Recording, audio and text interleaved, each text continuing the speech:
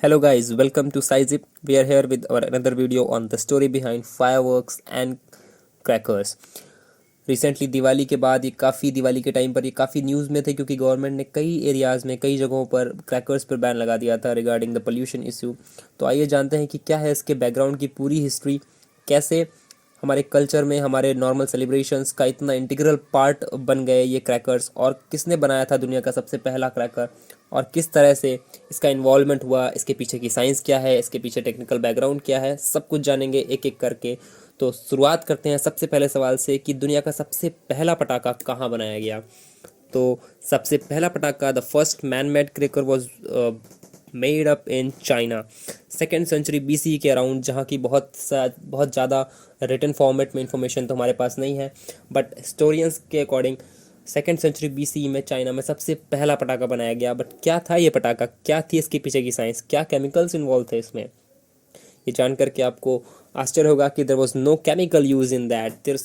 This cracker was only a bamboo stalk, मतलब एक बांस की छड़ी जो कि अंदर से हॉलो होती है, जिसके अंदर हवा भरी होती है। उसको जब आग के ऊपर रखा जाता था तो जो हवा है वो हाई प्रेशर क्रिएट करती थी और बहुत ही तेज़ी से बैम्बू स्टिक को चीरती हुई बाहर निकलती थी, और एक बहुत पटाखों की जैसे जैसे कि आज के पटाखे हैं वैसी आवाज़ निकलती थी, और लोगों को उस आवाज़ से अम्यूज़मेंट और फन के लिए लोग उसको बार बार ट्राई करते थे, जैसे कि बच्चे बबल रैप्स को बर्स्ट करके खुश होते हैं वैसे खुश होते थे। तो this was the very first incident of humanity with the crackers, और फिर धीरे धीरे धीरे धीरे चेंजेस के साथ, एडवांसमेंट के साथ आज हम यहाँ तक पहुँच गए।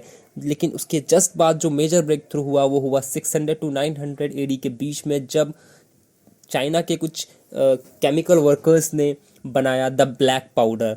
What was the black powder? It was a mixture of potassium nitrate, charcoal and sulphur, जिसको बाद में कहा जाने लगा गन पाउडर, क्योंकि उसका वॉरफेयर में सबसे ज़्यादा यूज़ हुआ। इस पाउडर को जब उसी बैम्बू स्टॉक में भर करके जलाया जाने लगा तो जो नॉर्मल जलाने वाला एक्सप्लोजन था उससे बहुत ही हाई इंटेंसिटी का, बहुत ही ज़्यादा हाई इंटेंसिटी का एक्सप्लोजन देखा गया, और लोगों को उसमें और ज़्यादा फन और ज़्यादा एडवेंचर की फीलिंग आने लगी। क्यों ये बहुत ही ज़्यादा तेज़ फट रहा था, बड़ा एक्सप्लोजन कर रहा था? क्योंकि इस मिक्सचर के जलने पर 43% गैसियस प्रोडक्ट्स निकलते हैं, जो कि उस एयर के साथ मिल करके हाई प्रेशर के जो जोन क्रिएट हो रहा था उसको और भी ज़्यादा इंटेंस बना दे रहे थे। बट धीरे धीरे गन पाउडर्स चाइना में जैसे ही फॉरेन इन्वेडर्स शुरू हुए, गन पाउडर का यूज़ वॉर में डिफेंसिव वेपन्स के रूप में, वेपन्स के रूप में धीरे धीरे बढ़ने लगा। चाइनीज़ लोगों ने भी सोचा कि हमारी इस टेक्निक को हम अपने डिफेंस में यूज़ कर सकते हैं। बट ऐसे धीरे धीरे अरब में और मंगोलियंस के पास में और धीरे धीरे यूरोपियंस के पास में इसका टेक्निकल नॉलेज पहुंचा और ये पूरे वर्ल्ड में फैल गया।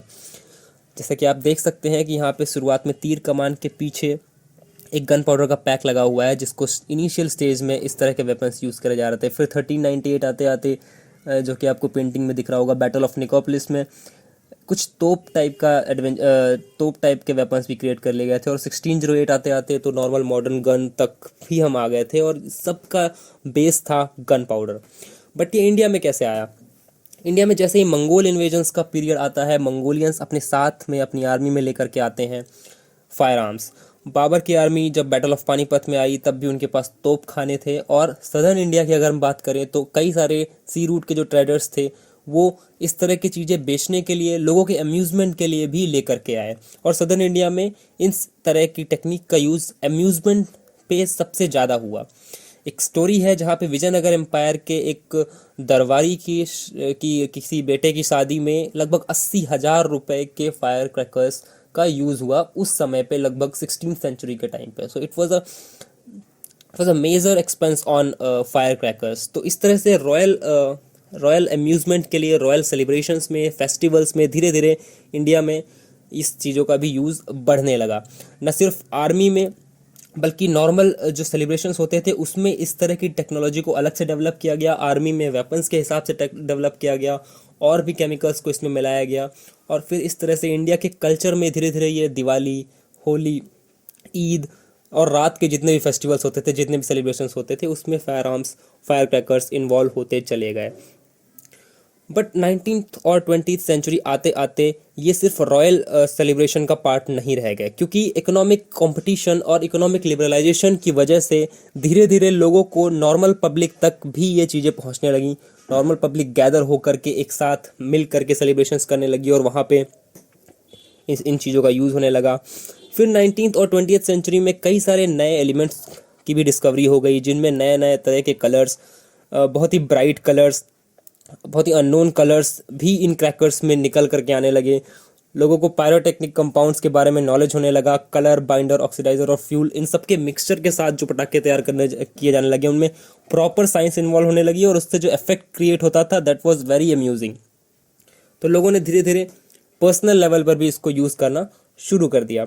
और इस तरह से आप एक पेंटिंग देख सकते हो, ये ब्रिटिश म्यूज़ियम से ली गई पेंटिंग है, जहाँ पर जहांगीर अपनी कुछ अपने कुछ लोगों के साथ में मिल करके एक सेलिब्रेशन कर रहे हैं जो कि किसी फेस्टिवल का है। तो इस तरह की बहुत सारी पेंटिंग्स हिस्ट्री में अवेलेबल है जहाँ पर रॉयल सेलिब्रेशंस में इस तरह का यूज़ हुआ।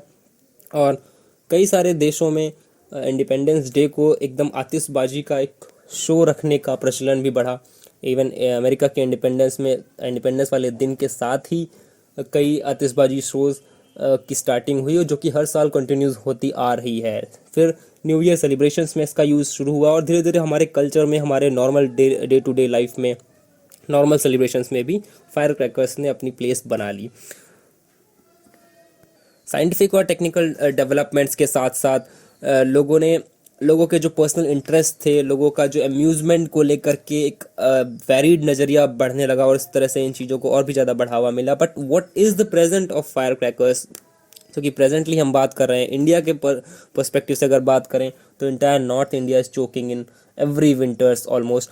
और यहाँ पर आता है हमारा सबसे बड़ा फेस्टिवल दिवाली, जहाँ पर बहुत सालों से फायर क्रैकर्स का यूज़ अलग अलग तरह से लोग करते आए हैं। इस साल की दिवाली दिल्ली में AQI जो कि AQI रिकॉर्ड किया गया वो 1040 था, मतलब 1040 के अराउंड था। So are the crackers affecting the air quality up to this much level really? इस पर कई सारी रिसर्चेस चल रही हैं।